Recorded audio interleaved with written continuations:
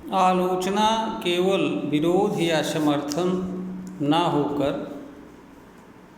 किसी बात या चीज़ का मूल्यांकन होती है। आज हम इस वीडियो के माध्यम से इस पर अपनी बात रखेंगे।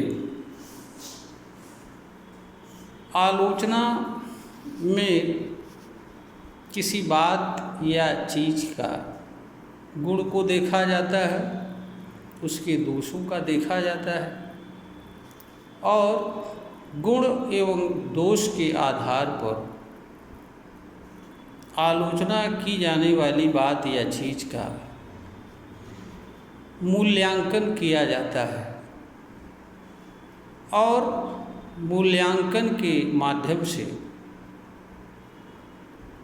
आलोचना की जाने वाली चीज़ के गुण बताए जाते हैं, कमियां बताई जाती हैं और कमियों के कारण क्या हैं वह बताए जाते हैं। कमियां दूर कैसे हो सकती हैं यह बताया जाता है। कमियों के दूर करने का उपाय बताया जाता है और क्या करने से कमियां दूर हो जाएंगी यह भी बताया जाता है, ताकि जिस चीज़ की आलोचना की जा रही है उसकी वास्तविकता पाठकगण के सामने आ सके। जिसने किसी चीज़ की रचना की थी या जिस किसी ने कोई क्रियाकलाप किया था उसकी सत्यता एवं वास्तविकता का पता उसे चल सके, ताकि वह अपना स्वमूल्यांकन कर सके और अगर कोई सुधार अपेक्षित हो तो सुधार कर सके।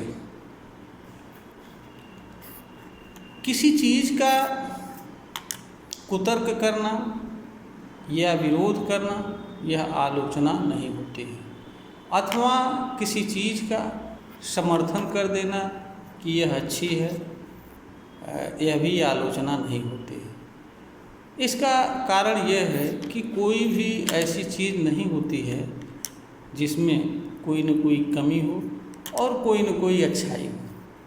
हर चीज़ में कुछ न कुछ अच्छाई होती है और कुछ न कुछ कमियां होती हैं। इसका कारण ये है कि मानव जो भी इस धरती पर जन्म लेता है एवं जीवन जीता है वह सब कुछ नहीं जानता है और परिपूर्ण भी नहीं होता है। दूसरी बात यह होती है कि हर मानव में मानवगत कमियां विद्यमान होती हैं।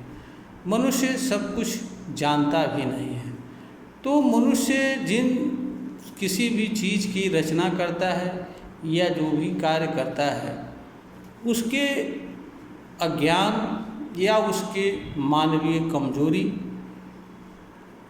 आदि जो भी चीज़ें हैं उन सभी का उस पर प्रभाव पड़ता है।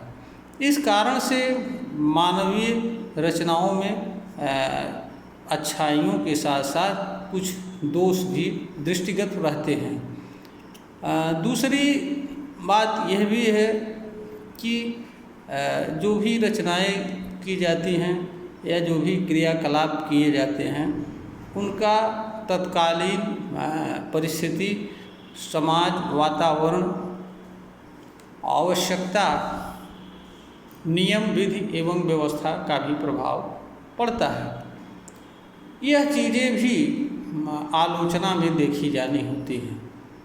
इसलिए आलोचना मात्र केवल विरोध अथवा समर्थन नहीं होता है, बल्कि हर दृष्टिकोण से किसी बात या चीज़ का मूल्यांकन होता है, निष्कर्ष होता है, जिसमें वह सभी बातें बताई जाती हैं जो किसी बात या चीज़ की अच्छाई से, कमी के कारण से उसको दूर करने के उपाय आज से संबंध रहती हैं।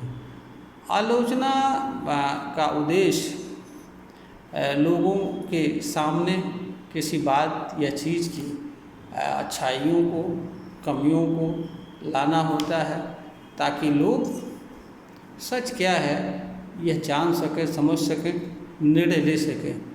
इसका कारण ये है कि हर व्यक्ति हर कार्य को करने की दक्षता नहीं रखता है। आलोचना करना कोई सरल कार्य नहीं होता है। इस कार्य को कुछ ही लोग करने की क्षमता रखते हैं। शेष अन्य लोग जो बातें जैसे लिखी गई होती हैं या कही गई होती हैं, या तो मान लेते हैं या नहीं मानते हैं। इसलिए आलोचना का एक अपना महत्व होता है, और इस कार्य में लगे हुए लोगों की भी एक बहुत बड़ी जिम्मेदारी होती है, जिसके कारण वह किसी बात या चीज़ की वास्तविकता, सच्चाई एवं अच्छाई तथा कमियों को सामने लाने का कार्य करते हैं, ताकि लोग सच को जान सकें और उचित निर्णय ले सकें।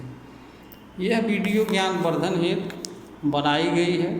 श्रोता को अगर पसंद आवे तो इसे लाइक करें, शेयर करें, सब्सक्राइब करें।